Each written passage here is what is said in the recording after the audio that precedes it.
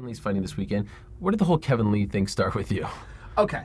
So, first off, at the time of the story, I don't know who Kevin Lee is. I don't know what a Kevin Lee is. I don't know if that's a person, a fighter, a old classmate. I have no idea. Right. I get a call from Robert Follis, who was my first ever MMA coach, who is the current coach of a guy named Kevin Lee. And Kevin Lee wants to come on the podcast.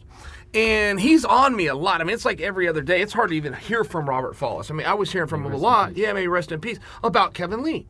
So, and I want to do the favor. Kevin's an old wrestler, and he's working with Robert. Means we're teammates at this point, whether we've ever met or not. I want to do the favor, but I haven't got around to it yet.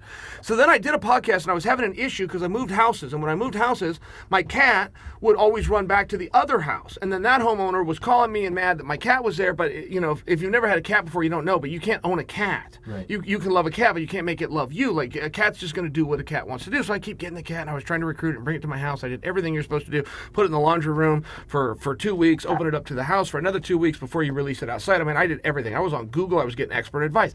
Kevin Lee reaches out to me, said, I heard your problem on your podcast, had the same one. Here's what you do. Take the kitty litter, and instead of just dumping it out, dump it on the barrier of your property. Fence them in with their own litter box. So I went out and tried that, and it worked, and I was so grateful that then I had to have Kevin Lee on. But then Kevin Lee comes on while he's doing it with me. He flies in. He's in studio. So while we're doing the show, he gets a text message, hey, you're fighting Tony for the strap.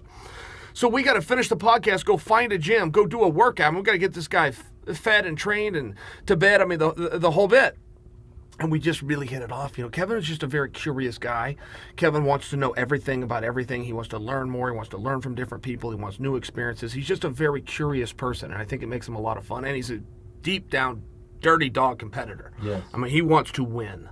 Not make a bunch of money, not be famous. Those are byproducts. He wants to win. Right. I respect it. Huge fight this Saturday. That's a great story. So now we know why you always say, how does he fit into all of this? Because you've taken a liking to him. Sure.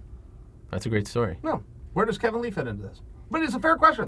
I mean, when you have a guy who fought for a world championship 2 years ago, had a good, solid fight with Tommy. You got a top guy. And before that, he'd had 2 other main events. Chiesa one comes to mind. And, you know, he always wanted to get this redemption on Al. And Al just, for some reason, has his number. And that drives him crazy and keeps him up at night. Say, hey, man, let it go. Al's got a lot of guys' numbers. Let it go. You got a lot of guys' numbers. That's right. Al's going to go collect his numbers. You're going to go collect your numbers. It's okay.